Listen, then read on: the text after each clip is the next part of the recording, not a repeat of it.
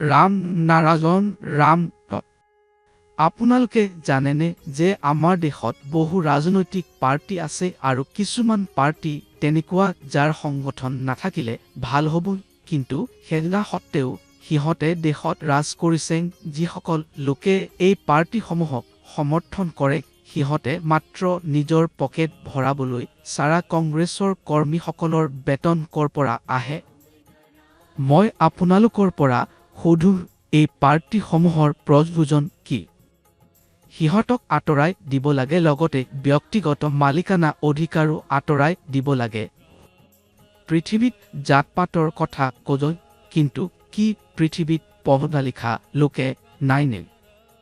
জাতি গণনাৰ কথা ক'ত সংবিধানত লিখা আছে আৰু এই সংবিধানটো কোনে বনাইছে? সেয়া হ'ল জাতিপাতত বৈষম্য কৰা লোকে। কংগ্ৰেছ পাৰ্টি মাত্ৰ ৰাহুল গান্ধীক লৈ নহজল, প্ৰিয়ংকা গান্ধীকো লৈছে।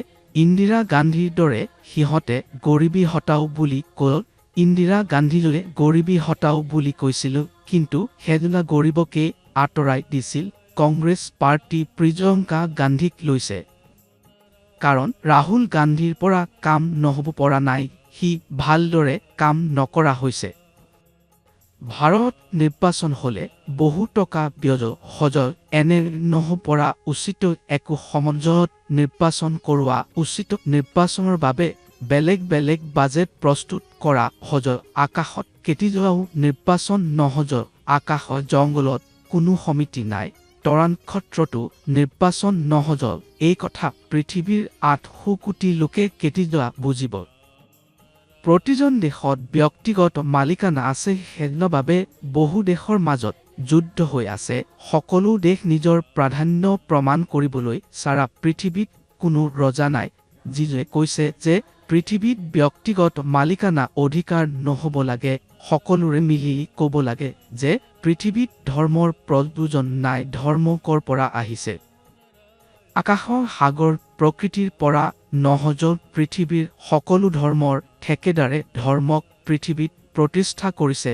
যেতিয়া প্ৰকৃতিৰ ধৰ্মৰ প্ৰয়োজন নাই, তেন্তে মানুহৰ কি জয়? মানুহ ধৰ্মৰ সৈতে জন্ম নলজল। মানুহৰ শৰীৰ 5টা উপাদানৰ পৰা গঠিত, বতাহ, পানী, পৃথিৱী। শক্তিৰে মানুহৰ জন্ম বস্তুবাদৰ ধৰ্ম হ'ব লাগে। যদি পৃথিৱীত মাত্ৰ এক ভগৱান সঠিক থাকে, তেন্তে বাকী ধৰ্মৰ ভগৱানৰ প্ৰয়োজন কি? সকলো ধৰ্মৰ ভগৱান এক হ'ব লাগিছিল, কিন্তু সেয়া নহ'ল। যদি পৃথিৱীৰ পৰা ব্যক্তিগত মালিকানা অধিকাৰ আঁতৰাই দিয়া সজল, তেন্তে চুৰ নহ'ব নোৱাৰে। যতদিন মানুহ মেনমেড ধৰ্ম মেনমেড জাতিৰ বজত নকৰে, তেন্তে পৃথিৱীৰ মংগল নহ'ব নোৱাৰে। যদি কংগ্ৰেছ পৃথিৱীৰ পৰা ব্যক্তিগত মালিকানা অধিকাৰ আঁতৰাবলৈ পদক্ষেপ গ্ৰহণ কৰে, তেন্তে সনাতন দল সিহঁতৰ সৈতে আছে। মানুহৰ মৰণৰ পাছত সকলো কিছু ইদাতেই থাকিব।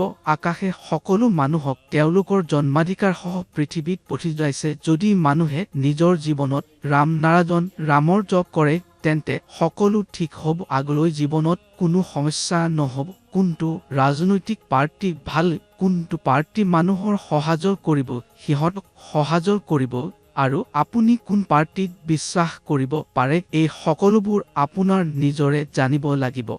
এইটো জানিবলৈ আপোনাক ধ্যান কৰিব লাগিব। ধ্যান আপোনাৰ জীৱনত বহু ডাঙৰ আৰু ভাল পৰিৱৰ্তন আনিব।